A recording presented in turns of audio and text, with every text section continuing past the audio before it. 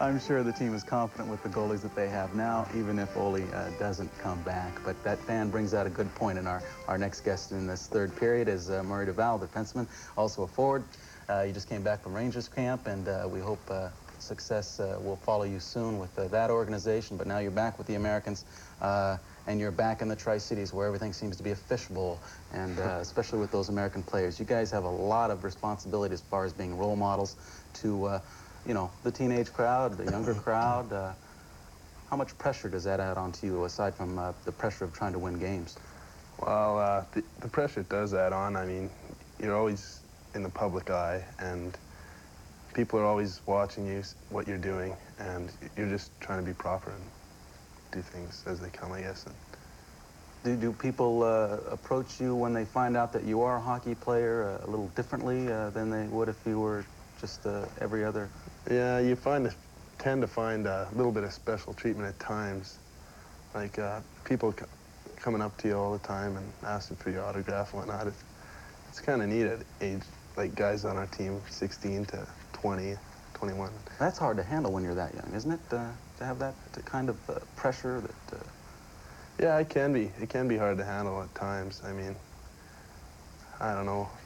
Like the fans they're great and everything, for sure.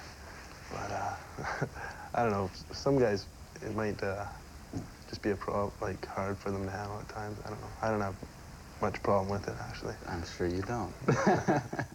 Al, tell us a little bit about off-season league meetings. You attend those a lot.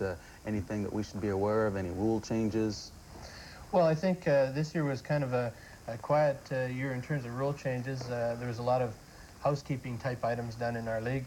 Probably the best thing, one of the best things we did in our league this year is I think we've got a penalty now called stick infraction. That before there was a situation where if a player used their stick, even in a minor way, it caused a major problem. And so now we have a penalty that's being called stick infraction, where there is contact with a stick that is more of a casual contact, but still something that should be penalized. And I think that's been a real good one. We'll tend to keep the sticks down all the time. Okay. Of course, many league officials in the WHL say that the Americans, if there are plans for league expansion, that would be dependent upon successes like the Tri-City American Hockey franchise. The arrival of our team created a great rivalry with the local teams, Spokane Chiefs and the Seattle T-Birds. And although they've said no to expansion plans right now in Yakima, where the Sun Dome sits, we still spoke with officials there to see if that is indeed what's going to happen, if they're going to get a team or if they're going to lay off until future plans develop. And we'll see what they have to say here. Well, we've looked at hockey at a great depth and realized that it was not something that this building could handle physically or financially. And really the decision was based on the fact that it's just not something that's compatible and affordable to the Sun Dome. So it was a $2 million investment that no funds were provided for. So hockey has been determined to be a dead issue in the Sun Dome. And on that topic, Al, how does the rest of the league look at expansion in Yakima and other places?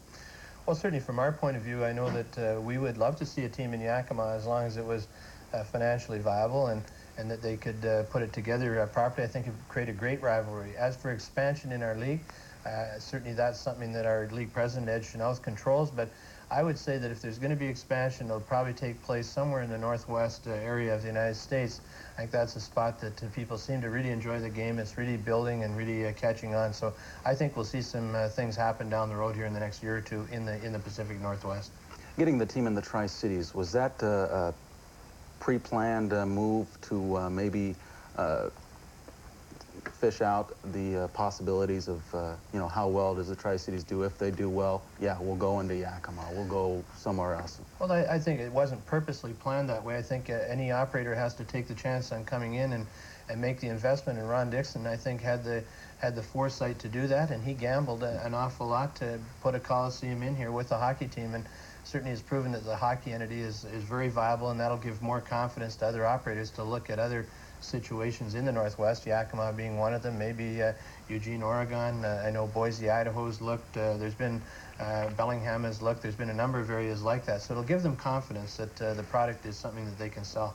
And with the NHL thinking of expanding into Seattle and Tacoma, that would be fantastic. These clubs could act as almost, you know, the farm clubs for that team if there were to be one. It certainly creates interest in hockey when you have the National League team there, and certainly when you've got the best junior hockey in the world and the best 18 and 19 and 20-year-olds playing it like we have in Tri-Cities, and feeding players directly to the NHL. There's a real tie there that's exciting for the fans to be able to watch the kids that have come through the system playing in the National Hockey League.